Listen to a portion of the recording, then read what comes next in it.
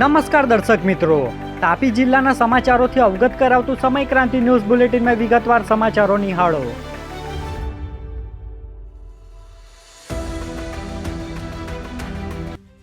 નિઝરના કોટલી ગામે દીપડાનો આતંક, પાલતુ બકરીને ફાડી ખાતા પશુપાલકને આર્થિક નુકસાન.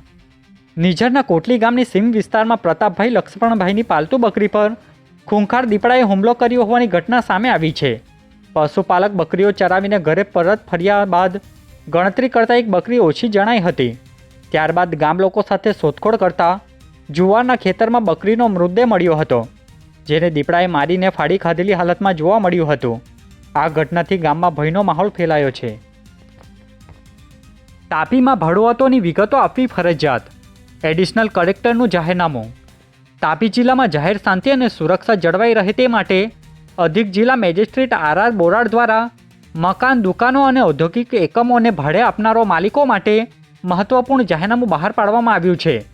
જે જાહેરનામા મુજબ ભાડુઆતોની સંપૂર્ણ વિગતો સંબંધિત પોલીસ સ્ટેશન તથા નજીકના મામલતદાર કચેરીમાં જમા કરાવવી ફરજિયાત રહેશે.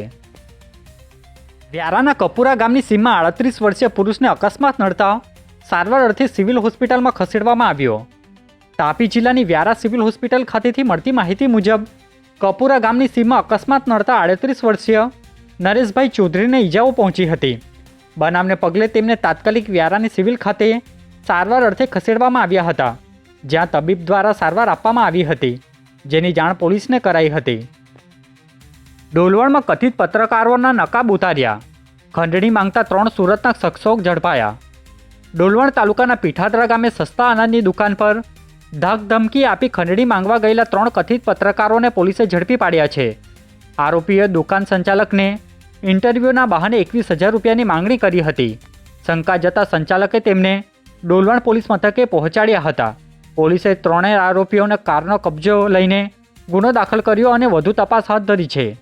સદર ગુનાના કામે ફરિયાદી શ્રી પિયુષભાઈ ગામિત નાઓએ એવી ફરિયાદ આપેલ છે કે આ કામના આરોપીઓ નરેન્દ્રભાઈ મદન મોહનસિંહ રહેવાસી સુરત, સપનાસિંહ વાઇફ ઓફ ઉપેન્દ્રસિંહ રાજપૂત તથા હિરેનભાઈ વસંતલાલ મહેતા નાઓએ પોતે એક સ્વિફ્ટ કારમાં આવી આ કામના ફરિયાદીને પોતે પત્રકાર હોવાનું જણાવી અને તમારા વિરુદ્ધમાં તેઓની હેડ ઓફિસે અરજી આવેલ હોવાનું જણાવી તમો આ કામના સાહેદોને સરકારી અનાજ ગ્રાહકોને વજન કરતાં ઓછું આપો છો, જે સંદર્ભો તમારો ઇન્ટરવ્યૂ લેવાનો છે અને જો તમે ઇન્ટરવ્યૂ ના આપો તો તમારે અમને 21,000 રૂપિયા આપવા પડશે તેવું જણાવી અને આ કામના ફરિયાદી પાસેથી ખંડણી માંગતા આ કામના ફરિયાદીએ તેઓ પાસેથી પ્રેસ અને મીડિયાના કાર્ડની માંગણી કરતા આ કામના આરોપીઓ ત્યાંથી જતા રહેલા, જે સંદર્ભે ઉપરોક્ત કલમથી ડોલવણ પોલીસ સ્ટેશન ખાતે ગુનો દાખલ કરવામાં આવેલ છે.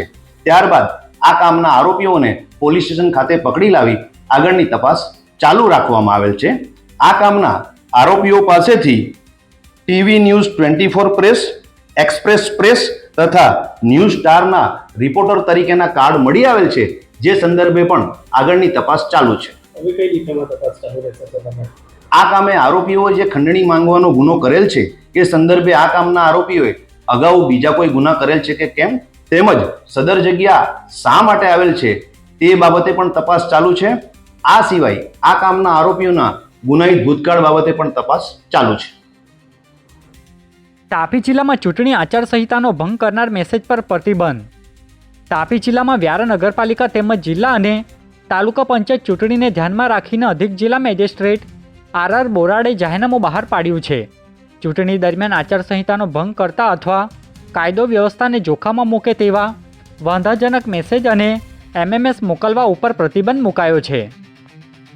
સોંગઢના રામપુરા કાનદેવી ગામે પથ્થરમારી મારામારી કરી ઈજાઓ પહોંચાડતા પોલીસે ગુનો દાખલ કરી કાર્યવાહી હાથ ધરી.